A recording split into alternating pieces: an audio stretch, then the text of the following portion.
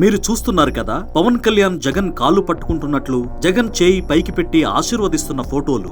అంతేకాదు, గతంలో చిరంజీవి జగన్ కు నమస్కరిస్తున్న వీడియోను కావాలని బయటకు వదలడం కూడా మనం చూశాం. ఇవి ఇప్పుడు మీకెందుకు చూపించాల్సి వచ్చిందంటే, AP deputy CM Pawan Kalyan court మెట్లెక్కారు. సోషల్ మీడియాలో, ఈ కామర్స్ వేదికల్లో తన వ్యక్తిగత హక్కులకు భంగం కలిగించే పోస్టులు వైరల్ అవుతున్నాయని, ఆ పోస్టులను వెంటనే తొలగించేలా ఆదేశించాలని పిటిషన్ వేశారు. దాంతో పాటు వాటిని ప్రచారంలో పెట్టిన వారిపై కూడా చర్యలు తీసుకోవాలని పవన్ కళ్యాణ్ తరఫున ఆయన న్యాయవాది కోర్టును అభ్యర్థించారు. ఇటీవల పవన్ కళ్యాణ్ వ్యక్తిత్వాన్ని కించపరిచేలా జగన్ కాళ్ళు పట్టుకుంటున్నట్లు, జగన్ చేయి పైకి పెట్టి ఆయనను ఆశీర్వదిస్తున్నట్లు కొన్ని పోస్టులు పెట్టి వైసీపీ సోషల్ మీడియాలో ప్రచారం చేశారు. అయితే దీనిపై జగన్ కనీసం స్పందించలేదు. కానీ కొద్ది రోజుల క్రితం జగన్ ప్రధాన ప్రతిపక్ష హోదా కావాలంటూ చంద్రబాబును, పవన్ కళ్యాణ్ ను, లోకేష్ ను అడుక్కుంటున్నట్లు కొంతమంది ఆకతాయిలు ఏఐతో వీడియో క్రియేట్ చేసి పోస్ట్ చేశారు. దీనిపై వెంటనే లోకేష్ తీవ్రంగా స్పందించారు. తెలుగుదేశం పార్టీకి ఇటువంటి సంస్కృతి లేదని, ఈ తరహా పోస్టులు ఎవరూ పెట్టొద్దని,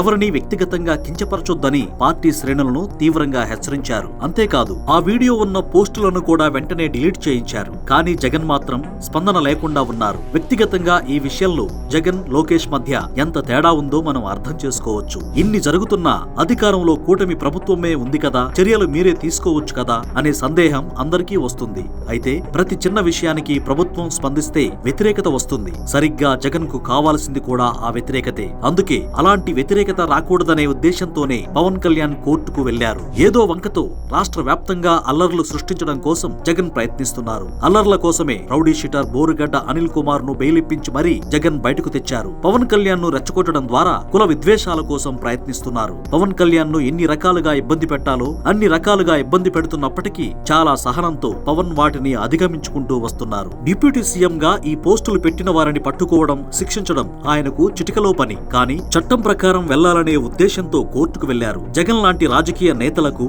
కీలెరిగి వాత పెట్టాలి అంటే ఓటు రూపంలో ప్రజలే బుద్ధి చెప్పాలంటూ పవన్ కళ్యాణ్ వ్యాఖ్యానించారు.